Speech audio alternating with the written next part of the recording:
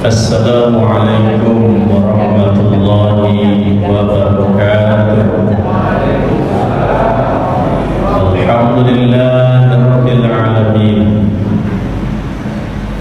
alladzi arsala rasulahu bil huda wa dinil haqq liyuzhirahu 'ala dini kullihi wa kafaa billahi shahida.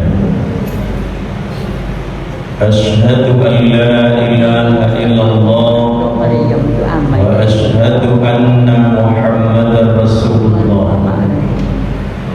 Subhanaka la ilma lana illa ma 'allamtana innaka antal alimul hakim. La haula wa la quwwata illa billahil aliyyil azim. Segenap pengurus Masjid Asy-Syakirin dan panitia Ramadan 1447 Hijriah yang saya muliakan, alim ulama, cerdik pandai, tokoh masyarakat, hadirin hadirat jemaah subuh yang semoga dimuliakan Allah Subhanahu wa taala. Bersyukur kepada Allah dengan ucapan alhamdulillah, pagi ini mata kita masih bertahan, dan semoga Bapak Ibu sehat-sehat selalu. Kalau malam tadi kita beriktikaf di malam ke-25, berharap kita bertemu dengan Lailatul Qadar. Mudah-mudahan dikabulkan Allah. Tapi kayaknya tahun ini tidak ada Lailatul Qadar kayaknya. Sebab segan dia. Kalau turun malam tadi segan dia sama Muhammadiyah. Muhammadiyah sudah 26. Turun pula nanti malam segan pula ke NU. NU malam 25 malam nanti 26 bulan. Jadi tidak mau turun ke atau 2 kali turun. Salawat dan salam kepada Nabi Muhammad sallallahu alaihi wasallam. Allahumma salli ala sayyidina Muhammad wa ala ali sayyidina Muhammad, dan berkirim salam kepadanya. Assalamu alayka ya Rasulullah. Bapak yang saya muliakan, di saat banyak amal fisik yang kita lakukan ini, akhirnya Allah akan menilai sesuatu yang tidak pernah berbohong, yang selalu jujur, selalu menyampaikan apa adanya.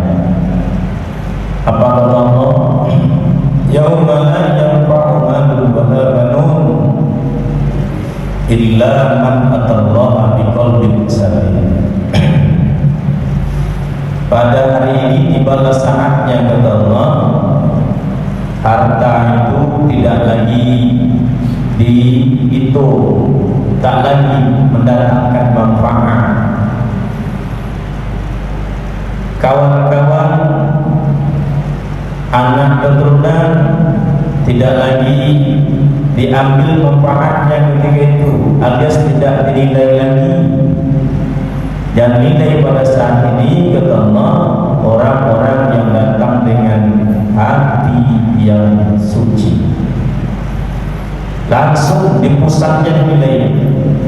Lalu kemarin kan saksi-saksi ada, anak ada, harta ada, amal ini ada. Sekarang langsung pusatnya, langsung hatinya, karena cuma hati yang tidak pernah berbohong. Al-yawma nakhtimu ala afwahihim wa tukallimuna aydihim wa tashhadu arjuluhum bima kanu yaksubun. Kalau umpamanya kaki bisa berbohong, tangan berbohong, mulut bisa berbohong, tapi hati ini tak bisa berbohong, dia jujur. Kalau jatuh pesawat komersial itu ditembak oleh Israel, yang pertama cari itu black box, kotak hitam, karena situ nanti rekaman semua. Jadi kalau kita ini rekaman itu ada di hati semua. Inilah yang akan mempersaksikan apapun yang pernah kita lakukan di masa hidup kita ini. Maka disebut saatnya hati yang suci atau yang selamat, disebutlah dengan qalbun salim. Begitu rupanya Bapak, pentingnya hati tempat segala rasa berkumpul. Sedih itu ada di hati, marah juga ada di hati, bahagia juga ada di hati, yang tidak senang itu juga ada di hati. Ustaz ceramah ada ibu-ibu tersinggung, padahal Ustaz dengan ibu itu jaraknya jauh sekali tempat duduknya. Singgungnya, apa yang tersinggung? Rasa. Itulah dia hati. Hari ini sedih, besok gembira. Hari ini benci, besok suka. Itu sifatnya hati.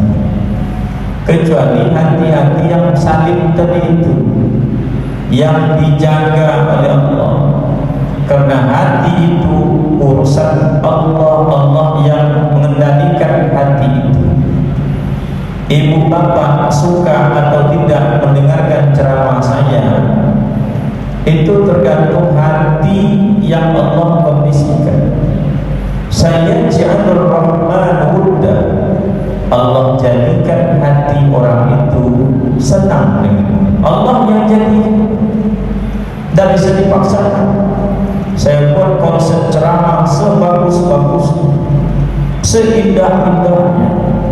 Khutbah pagi Idul Fitri itu hampir semua jemaah menangis. Tapi adakah yang tidak tersentuh sedikit pun dengan khutbah? Ada. Memang hatinya Allah tidak gerakkan untuk tersentuh dengan khutbah Ustaz. Maka Nabi mengajarkan kepada kita selalu berdoa, ya Allah ya muqallibal qulub, ya Allah yang menguasai hati kami. Tapi kalau Allah sudah jadikan hati seorang itu senang kepada sesuatu, senang kepada seseorang, maka disitulah senangnya hati itu. Maka Bapak yang sebenarnya kita penting sekali satu mensucikan hati. Yang kedua menjaga hati. Kalau kotor sucikan. Sudah bersih dijaga, jangan dikotori lagi. Itu kata lagu Al-Ghibah. Jaga hati, jangan kau kotori. Nah, Bapak, kenapa? Karena hati ini banyak hal yang akan mendatangkan manfaat kepada orang yang menjaga hati itu. Paling tidak ada 5 hal yang sangat penting kenapa hati ini mesti dijaga. Ada 5 hal yang sangat penting. 1, innallaha la yanzuru ila siwarikum wa absarikum wa amwalikum walakinallaha yanzuru ila qulubikum. Rupanya sentral tempat Allah memandang itu hati. Yang dipandang oleh Allah kepada seseorang hamba adalah hatinya, bukan wajahnya, bukan bodinya, bukan pula kekayaannya. Yang Allah pandang hatinya. Berapa banyak orang yang harus pakai masker bukan karena penyakit saja, rupanya bibirnya pecah-pecah. Kenapa pakai masker? Bibir pecah-pecah. Salah minum buka, begitu buka langsung minum TS 1 botol banyak. Besok pecah-pecah bibir, pakai masker. Kenapa pakai masker? Malu nampak oleh kawan. Judul cuma malu, bibir pecah-pecah. Itu satu poin, malu. Kenapa hati kita yang banyak kotorannya tidak malu ketika dilihat oleh Allah? Sombongnya ada, iri hatinya ada, dengkinya ada, rianya ada, bakhilnya ada, syiriknya ada. Itu banyak nih penyakit di hati ini. Kenapa tidak malu ketika dilihat oleh Allah? Bibir pecah sedikit saja malu dilihat oleh orang.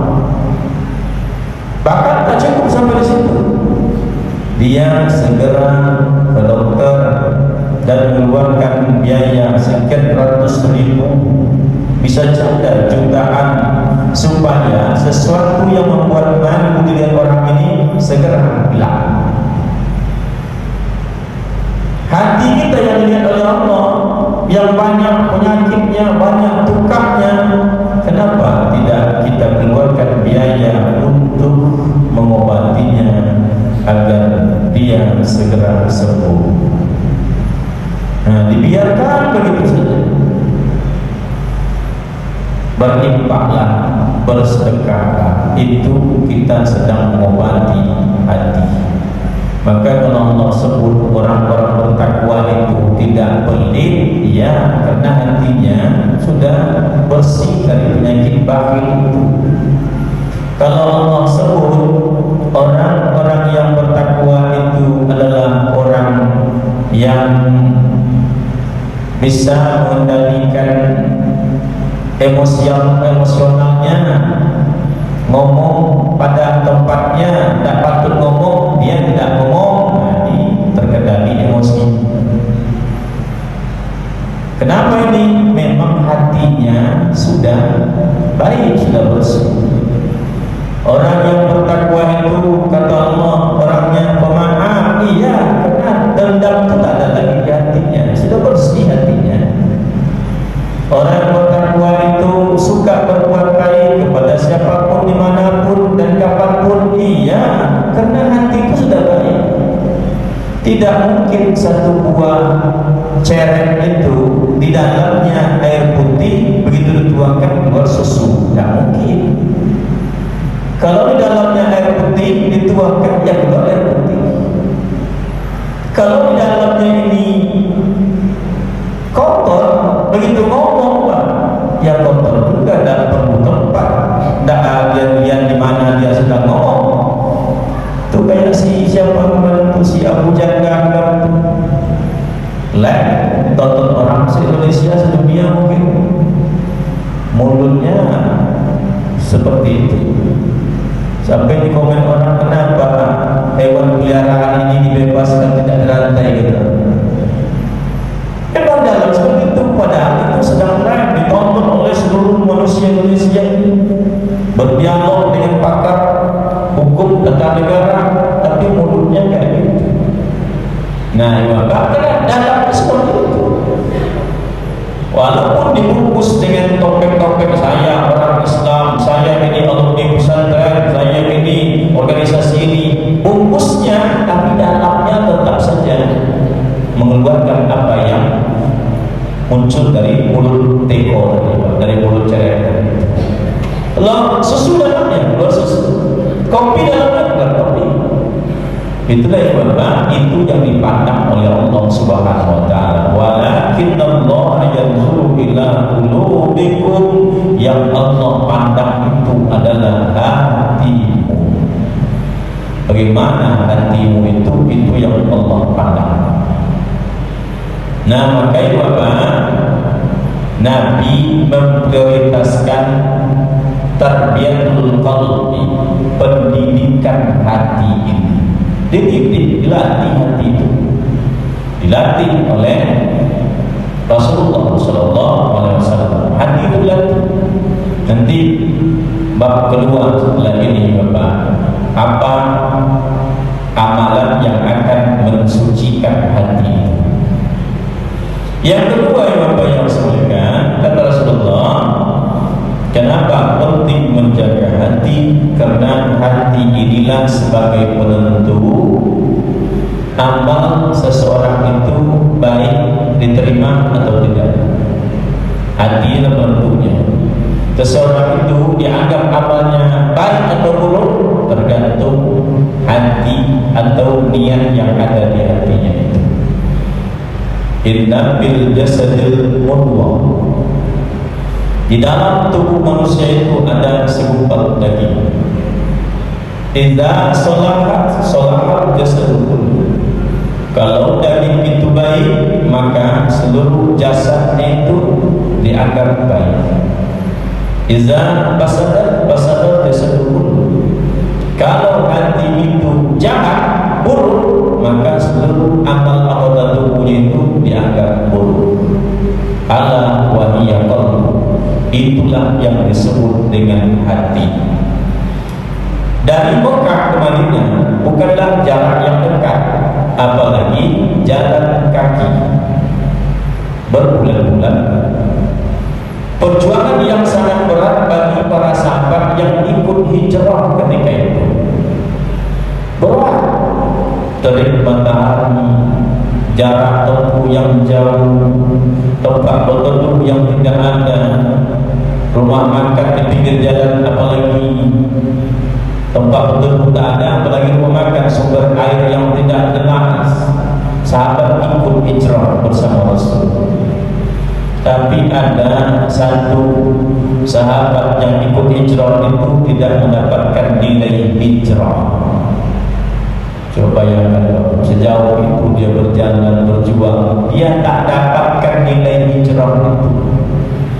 Disitulah Nabi mengatakan innamal a'malu binniyat. Sesungguhnya amal seseorang itu ditentukan oleh niatnya. Maka dia akan mendapatkan sesuai dengan apa yang dia niatkan. Kalau dia hijrah karena dunia, dunia dia dapatkan. Kalau dia hijrah karena akhirat, maka akhirat itu akan dia dapatkan. Ternyata si laki-laki yang muda ini hijrahnya bukan karena Allah, bukan karena agama Allah, bukan karena menyelamatkan akidah yang ada di hatinya. Dia hijrah ingin mengikuti seorang perempuan cantik yang ikut hijrah bersama Rasulullah. Itulah nilainya.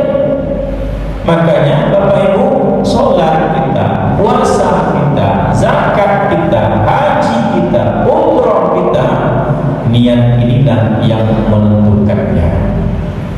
Kenapa Bapak Ibu pergi umroh? Satu, niatnya harus jelas. Kenapa Bapak Ibu pergi haji? Niatnya harus jelas. Kenapa haji? Berdasarkan awal keluarga ada haji, semua sendiri yang belum. Itulah dia dapat. Kenapa ibu-ibu ni rajin sekali puasa Senin Kamis? Ibu rajin tu nampak puasa Senin Kamis tu, iya, dan kurus badannya Ustaz. Kurus itulah yang dapatkan. Pahalanya dapat.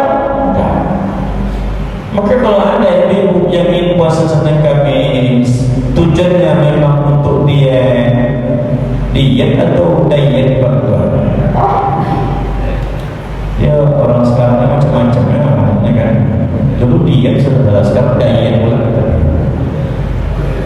Dulu kawan, sekarang bestie. Nah, apa? Kalau niatnya mau itu, tapi niat karena Allahnya dulu. Saya puasa untuk beribadah di hari Senin dan hari Kamis. Mudah-mudahan setelah itu apa yang diinginkan untuk dunia ini dia dapatkan. Badannya pun jadi langsing. Kenapa itu Bapak? Nanam sawit kata orang ilalang pasti tumbuh. Tapi nanam ilalang tidak mungkin sawit akan tumbuh. Jadi berbuat amal soleh itu yang lain mengikut, dapat ya. Tapi tak ada niat amal solehnya, yang lain itu takkan ada. Maka oleh sebab itu niatnya memang puasa Senin Kamis untuk beramal soleh, tapi ada keinginan lain yang semoga dapatkan supaya badan sehat, langsing, insya Allah dia ikut. Niat untuk akhirat, dunia ikut. Niat untuk dunia saja, akhirat tidak dapat. Nah, Bapak yang saya muliakan, ini begitu rupanya hati itu untuk dijaga, karena hati inilah sebagai penentu amal yang kita lakukan itu. Berapa nilainya tergantung hati seseorang, yaitu niat dalam melaksanakan ibadah itu. Maka jaga hati Bapak yang saya muliakan itu sebagai penentu. Tangan ini sama Pak, salaman juga nih. Saya salaman sama seorang ibu, salam nih, tangan ini. Tapi ketika salaman itu bisa jadi menjadi maksiat, bisa jadi menjadi maslahat. Kenapa? Tergantung hati saya ketika sedang bersalaman. Niat dan sedang menentu nih. Ada nenek-nenek mau salaman. Nah, bagaimana nanti dapatnya? Tergantung hati tadi berniat ketika sedang melakukan aktivitas. Oh, itu yang pentingnya. Bahkan ada 3 orang laki-laki yang dia ini berjuang tangguh, tapi kata Rasulullah, ketiga laki-laki ini tempatnya di neraka. Kenapa demikian? Niatnya, hatinya. Satu, ada orang yang mati waktu berperang, berjihad. Diceritakanlah Rasulullah, kata Rasulullah, laki-laki itu masuk neraka. Kok gitu Rasulullah? Dia kan syahid. Iya, kata Rasulullah, dia mati waktu perang, syahid, tapi niatnya berperang itu agar dia disebut orang sebagai pemberani, bukan karena Allah. Ini real Pak, sedang berperang ini nanti rupanya dia masuk neraka, kata Rasul, karena niatnya bukan karena Allah, tapi karena ingin disebut dia sebagai seorang pemberani. Yang kedua, seorang laki-laki yang qori. Qori itu hebat baca Al-Quran. Nah, mati juga dia, kata sahabat, dia masuk surga. Hendak, kata Rasul, tapi dia rajin ngaji ya Rasul. Suara dia dekat di masjid itu bagus bacaannya. Itulah kira-kira kata Rasulullah, hendak dia masuk neraka. Kok bisa ya Rasulullah? Karena dia mengaji baca Quran itu tujuannya supaya dipuji orang, suaranya merdu. Coba baca Qurannya, neraka kata Rasul, karena niatnya, hatinya. Yang ketiga, ada seorang dermawan, pokoknya pada urusan masjid itu dia yang tidak separuh ikutnya itu. Pak ya, ini mau ganti karpetnya Pak, ini karpet terida 7 tahun ini udah keras rasanya, ini kita pulang kening, kita bersujud di sini. Nampak jemaah ada pakai alas-alas semua biar nggak sakit keningnya. Jadi mau diganti nih Pak. Berapa biayanya? Hitung-hitung kemarin yang karpet Turki itu habisnya lebih kurang 270 juta. Yang tebal itu kata pengurus. Ya kalau begitu saya apa dulu 150. Yang 120 tuh coba lah cari kawan-kawan. Ini orang dermawan. Diceritakan kepada Rasulullah, ya Rasul, saya itu meninggal orang dermawan ya Rasul. Baik sekali ya Rasulullah, apa kepentingan di kampung itu, di kampung itu? Kata Rasul, orang itu masuk neraka. Tentu kaget sahabat. Kok gitu ya Rasulullah? Orang dermawan masuk neraka juga? Kata Rasul, dia dermawan itu agar dipuji orang, agar disebut dia sebagai orang dermawan, bukan karena Allah. Hati. Maka Bapak kata Rasul, dia akan mendapatkan sesuai dengan apa yang dia niatkan di hatinya. Dua. Tiga. Kenapa penting untuk menjaga hati? Hati ini tempat berebutnya dua hal, fa'alhamaha fujuraha wa taqwaha. Perlu kita jaga baik-baik gawangnya, karena berebutnya ini fujuraha wa taqwaha. Yang buruk ingin masuk juga ke situ, yang baik ingin masuk juga ke situ. Perebutan ini. Dan Allah itu sebut bahwa di hati itu tempat berebutnya dua fujur yang takwa. Masing-masing ada sponsor. Nah, sponsor yang baik-baik ini malaikat, iman. Sponsor yang buruk nih setan, apalagi kawan-kawan yang buruk. Ini sponsornya. Makanya Bapak, ketika kita melakukan yang buruk-buruk itu, tenaga itu terasa kuat, dan terasa lelah, dan terasa capek. Tidak capek. Malam tadi tidak tidur. Ini subuh ini ada bulan nih tanding sepak bola dunia. Padahal waktu tidak tidur masih bertahan merah mata, tidak tidur, semangat sudah tidur. Nah, tahan matanya karena ada sponsor. Antap terus, semangat terus. Nah, ada sponsor. Di tengah lapangan bola itu tidak ada tempat duduknya, tidak ada kipas anginnya, tidak ada kue, tidak ada minum.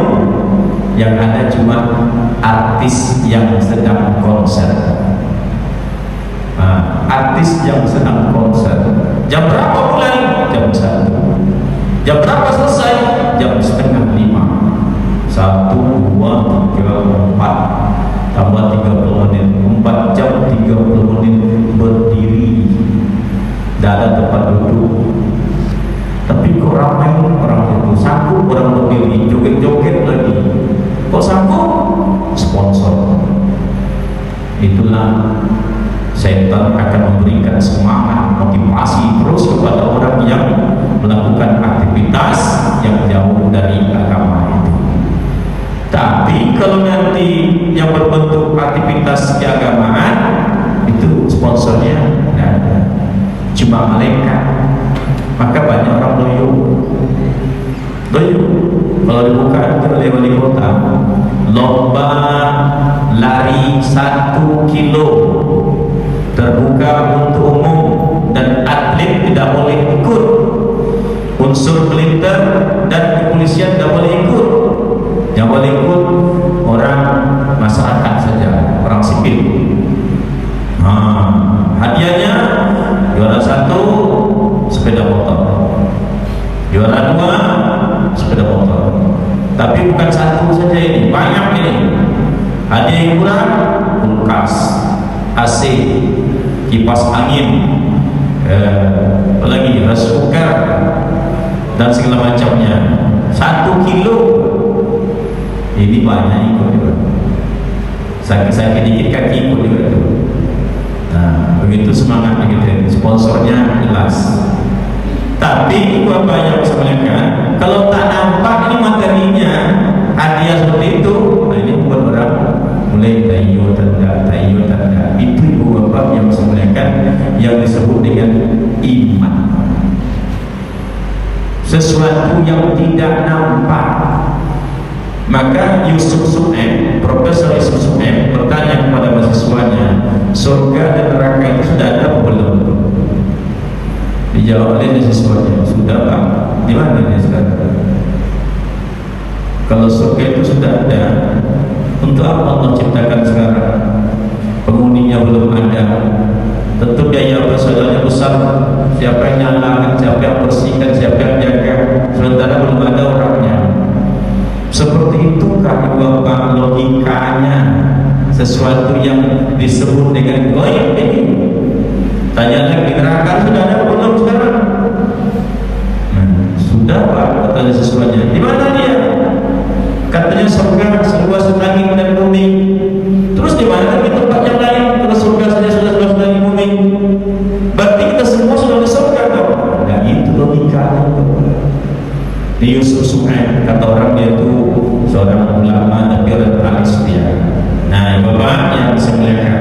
Ini tempat berebutnya. Fujurha wa taqwa. Fujurha ini mengantarkan orang ke neraka, takwa ini mengantarkan orang ke surga. Tapi ini diperebutkan di hati ini. Tempat itu diperebutkan. Maka dijaga hati biar yang masuk itu yang takwa-takwa saja, yang fujurnya tidak masuk. Ini hati. Begitu pentingnya ini. Nah, maka ibu bapak yang saya muliakan, kenapa hati mesti dijaga? Dalam agama kita, hati ini sebagai penentu ketika berhadapan dengan Allah Subhanahu wa ta'ala. Jadi ketika bertemu dengan Allah, inilah puncaknya. Kata Allah, yang dilihat itu bagaimana kondisi hatimu. Kalau hatimu hati yang baik, selamat, maka engkau ditempatkan di tempat yang baik. Kalau hatimu tidak baik, maka tempatnya bukanlah di tempat yang baik itu. Maka dijaminlah oleh Allah SWT, al-akhillahu yawma izin ba'duhum li ba'din aduun illa al-muttaqin. Ini jaminan dari Allah Subhanahu wa ta'ala. Sahabat-sahabat karib waktu dunia itu, kata Allah, yang saya sebut dengan istilah besti tadi, besti waktu dunia itu, tiba saatnya semuanya akan bermusuhan. Akan bermusuhan. Dulu kawan, sekarang kok musuh, melawan. Pada hari itu, illal muttaqin, kecuali orang-orang yang bersahabat, bersaudara dengan hati atau dengan sifatnya orang bertakwa. Ini sampai di akhirat pun, kita ini kan besok berdekatan rumah kita di surga. Wa uzlifatil jannata lil muttaqin. Rumah kita tuh berdekatan besok di surga. Kan surga itu luas, arwas samawati wal ardh, seluas langit dan bumi. Rumah kita itu berdekatan semua. Jemaah Masjid Asy-Syakirin ini rumahnya mendekat-dekat di surga. Ini orang bertakwa semua. Lalu ada satu orang jemaah kita ini tidak kelihatan di surga. Itu hebatnya persahabatan orang-orang bertakwa itu. Ada satu orang nampak di surga. Ditanya, ya Allah, siamu kemana ya Allah? Dicari, didengarkan informasi. Ternyata kawan tadi itu terpeleset masuk ke neraka. Kawan kita di satu orang jemaah ini masuk neraka. Karena ini kawan kita ini dijamin oleh Allah SWT, kawan yang selamanya, bukan hanya di dunia saja. Kita ramai-ramai mencari dia, nampak di neraka, sedang dimandikan di dalam neraka. Kita ngomong kepada Allah, ya Allah, tolonglah syafaat ya Allah, berikan sebagian pahala kami ke dia agar dia bisa keluar dari neraka. Ini persahabatan orang-orang bertakwa yang hatinya ini bersih. Keluarkan ya Allah, dikeluarkan. Makanya sejak dunia ini Bapak pilih-pilih mencari teman, mencari sahabat, karena persahabatan orang-orang beriman dan bertakwa itu bukan hanya di dunia saja, tapi nanti sampai juga ke akhirat. Itu Bapak berceritakan dalam banyak riwayat oleh Rasulullah SAW. Nah, Bapak yang sebenarnya, lalu bagaimana caranya agar hati kita ini bersih, agar hati kita ini suci? Karena peluang untuk hati orang itu berpenyakit besar sekali.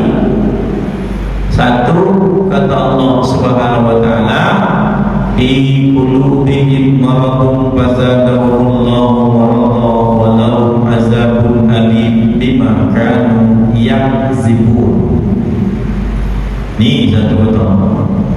Hati itu rentan sekali dimasuki oleh penyakit, rentan sekali, mudah saja. Kayak orang terkena diabetes, orang kena diabetes gigi nyamuk dia digaruknya jadi buka habis tuh. Jadi nyamuk itu digaruknya kan buka terus lebar dia, rentan sekali terkena penyakit. Orang-orang itu hatinya rentan sekali dimasuki oleh penyakit. Dibiarkan bertambah penyakit, tambah dia. Kalau penyakit bertambah, walau azabun alim, siksanya pun bertambah pula azabnya. Apa penyebabnya? Gimana cara bersihkan ini? Satu, mau ditutup dulu jalan masuknya penyakit hati itu, tutup dulu. Kalau ingin bersihkan parit di bawah sini, tutup di atas sana dulu, biar tak ngalir lagi kotoran dari atas, baru bersihkan di bawah sini. Apanya yang ditutup? Yang disebut oleh Allah ialah bima kanu yakzibun. Mulut, mulai saat itu mulut berhentilah berbohong. Karena itulah pintu utamanya, berbohong, meninggalkan kebohongan. Kalau kita lihat petunjuk Al-Quran dan hadis Nabi, ini bukanlah perkara mudah, perkara berat. Mana contohnya Ustaz?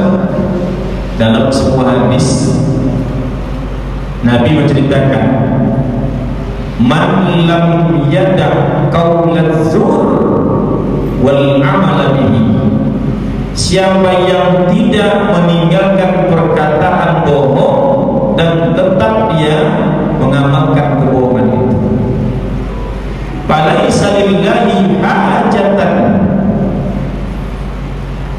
yada'a ta'amihi yada'a ta'amu wa sarabahu.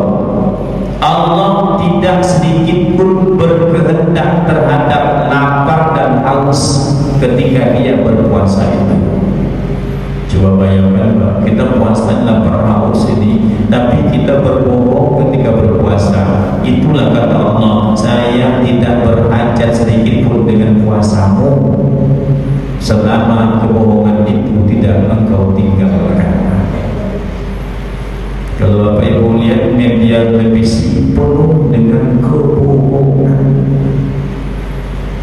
Ngomong Donald Trump, Iran sudah hancur lebur, 54 kapal perang Iran sudah hancur, kata Donald Trump.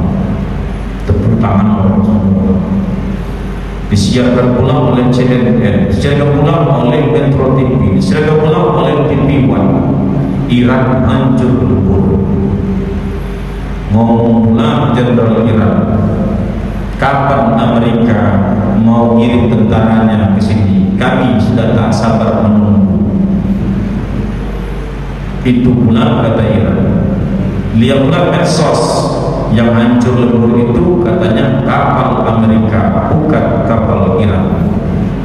Itu baru yang Al-Fatah 1. Fatah itu artinya Bapak Fatihah. Al-Fatah 1, Al-Fatah 2, hancur terapit, itu baru pembukaan. Al-Fatah itu pembukaan. Nanti kami kirim lagi rudal sijil. Sijil itu yang diambil dari surah Al-Fil itu. Nah, batu neraka artinya. Alam tara kaifa fa'ala rabbuka bi ashabil fil alam yaj'al kaidahum fi tadlil wa arsala 'alaihim tayran ababil tarmihim bi jaratin. Nanti kami kirim itu. Nanti dikirim lagi rudal yang paling dahsyat. Entah yaumil akhir, nanti nama rudal dah tahu. Habis tersebut. Tapi Bapak, Taiwan itu kerjasamanya dengan Amerika, Metro TV itu kerjasamanya dengan Israel, CNN itu kerjasama dengan Inggris. Itu juga. Ini kebohongan terstruktur, tapi itulah yang kita hadapi. Nah, Bapak masih kenal, kata Allah, tutup dulu pintu bohong itu, tutup. Setelah ditutup, baru dikuras ke bawah ini. Gimana kurasnya? Nih, at-tafliyatu taqaddam at-tafliyatu. Dibersihkan, dikeringkan semua, tinggalkan semua yang bohong, tinggalkan semua yang buruk, dibuang semua. Gimana cara mikisnya, Ustaz? Nah, itu Nabi ajarkan kepada kita. Kan sudah tertutup nih, dan ngalir lagi ke bawah ini, dibersihkan, dikuras. Gimana caranya? Kata Rasul, inna likulli syai'in saqalan wa saqalul qalbi zikrullah. Banyak-banyak berzikir. Zikir inilah yang membersihkan hati. Amal yang boleh dikerjakan tanpa ada batas jumlah minimal dan maksimalnya, dimanapun, kapanpun, kecuali di satu tempat yang tidak dibolehkan. Selebihnya zikir. Karena itu membersihkan, menguras kotoran-kotoran yang ada di hati itu.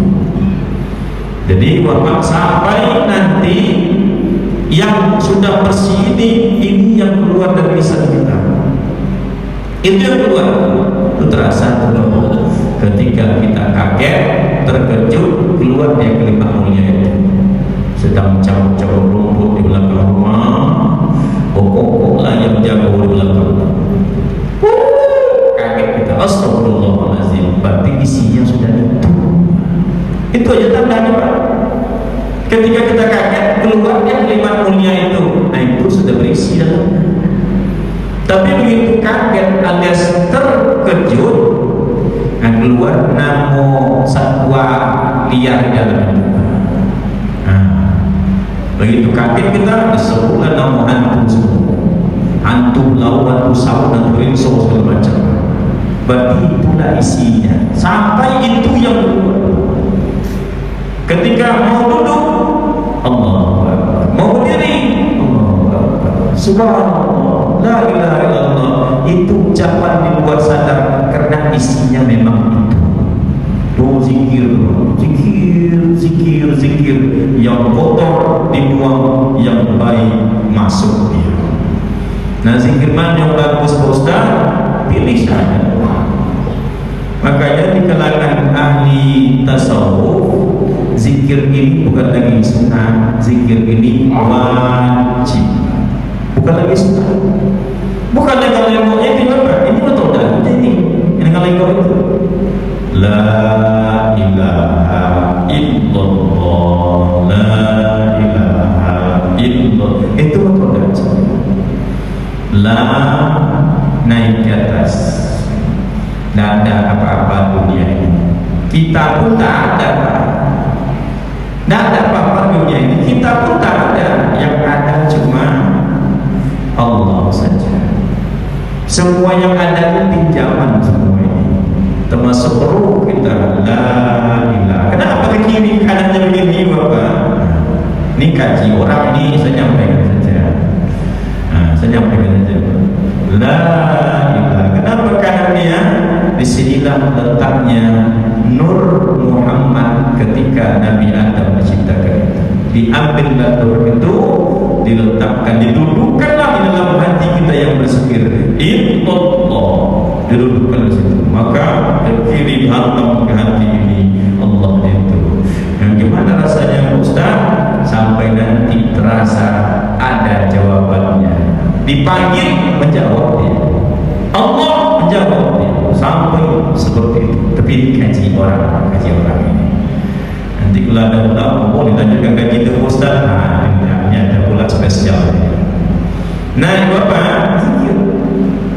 Jadi kita sadar ternyata kita ini yang ada cuma Allah semua. Kita ini cuma titipan yang kita pinjam dari Allah. Termasuk baiknya sampai itu wa nafaqtu fihi min ruhi. ruh kita ini juga pinjaman dari Allah Subhanahu wa taala. Bersihkan. Nah, oleh sebab itu ketika sudah bersih, apa tandanya? Mulai nampak. Apa tanda hati itu sudah bersih? Ala bizikrillahi tatma'innul qulub. Hati itu akan tenang ketika dia dekat dengan Allah, berzikir. Tenang dia. Hati tenang dengan zikir. Kenapa? Dia dekat dengan Allah. Matchingnya Pak, tenang dia dekat yang sama-sama bersih itu. Allah Maha Suci, hati kita sudah mulai suci. Dekat situ Pak dia tenang. Tapi kalau tidak sama, dia tidak pernah tenang, bisa. Maka orang yang hati sudah suci, berapa banyak pun zikir subuh itu tak pernah bisa. Mau 100 kali, mau 200 kali, enaknya zikirnya. La ilaha illallah, la ilaha illallah, la ilaha illallah. Asik dia. Itu sampai ulama-ulama sufi itu tidak sadarkan diri karena berzikir. Ada namanya Abu Yazid Al-Bustami, ada namanya Al-Halas, dan lain-lain lagi. Ketika dia dipanggil oleh seorang pengawal raja, dia sedang berzikir. Asik dia. Dia tak sadar kalau dia sedang dipanggil. Ini ruhnya sedang tak asing lagi dengan dunia. Sadar dia tak sadar bahwa dia itu sedang seorang manusia dipanggil. Allah, Raja Makin, dia sedang zikir. Ini istilahnya panah. Panah itu seperti besi yang dimasukkan ke dalam api. Maka tak nampak lagi besi itu dalam api, sama merah semuanya. Dia sedang kasih zikir. Allah, Raja Makin. Apa dia jawab? Al-Halas sedang tidak ada. Lalu kamu siapa? Anal Haq. Saya ini Tuhan.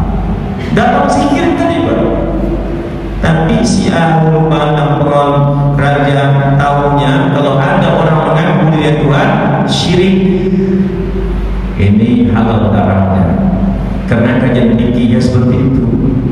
Makanya bisa juga dibuka untuk kaji-kaji yang seperti ini. Tapi saya sampaikan cerita, saya kaji ini cerita, tak kaji ini cerita. Akhirnya apa? Pengawal lapor ke raja, kata raja, oh itu syirik itu, takar, harus dihukum.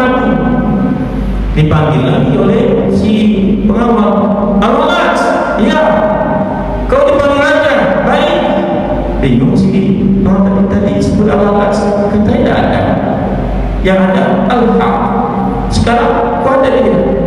Tetap saja dibawa depan raja, dihukum, dipenggal kepalanya, putus kepalanya, ngaji kepala tadi, baca Quran kepala tadi yang sudah putus tadi itu. Tertulislah darahnya, tertulis di tanah itu Allah. Tapi ini hukuman sudah ditetapkan. Maka Bapak yang sebenarnya ini kan beda antara hukum fikih dengan ilmu tasawuf untuk mensucikan hati itu. Maka puncaknya ialah la yam'u malun wala banun illa man Allah biqalbin salim. Perlu kita memiliki hati yang suci, hati yang selamat, karena Allah mengatakan hari ini tak lagi dinilai itu amal, tidak dinilai lagi itu bantuan dari anak, yang dinilai hatimu bersih apa tidak, hatimu suci apa tidak, hatimu hati yang selamat atau hati yang tersesat. Semoga ada manfaatnya untuk kita semua. Saya mohon maaf atas segala kekurangan selama menyambut Raya Idul Fitri 1447 Hijriah. Innal hamidin wal faizin, mohon maaf lahir dan batin. Subhanakallahumma wa bihamdika asyhadu an la ilaha illa anta astaghfiruka wa atubu ilaik. Walhamdulillahirabbil alamin. Wassalam.